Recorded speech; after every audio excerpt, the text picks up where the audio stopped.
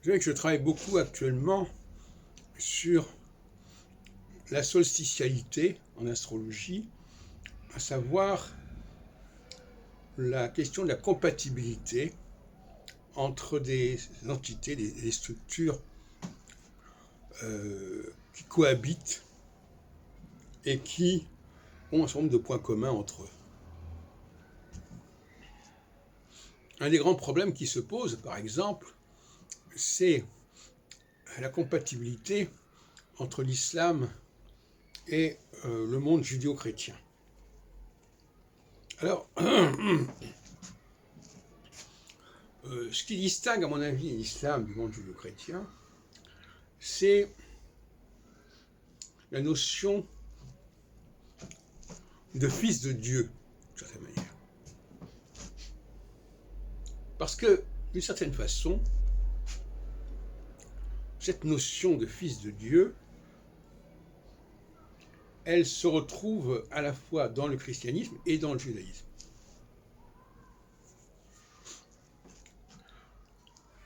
Le Dieu des Juifs est en fin de compte un fils de Dieu. C'est-à-dire, c'est un être qui n'est pas à l'origine d'un processus, qui est déjà dépendant d'un processus qui est préalable. Et en ce sens, le mot fils me paraît convenir. Fils de, ça veut dire littéralement que l'on appartient à une autre génération, dans tous les sens du mot génération. En revanche, dans le cas de l'islam, il me semble que cette notion de fils de Dieu a plus ou moins disparu. C'est un débat qui pourrait continuer à étudier. Enfin,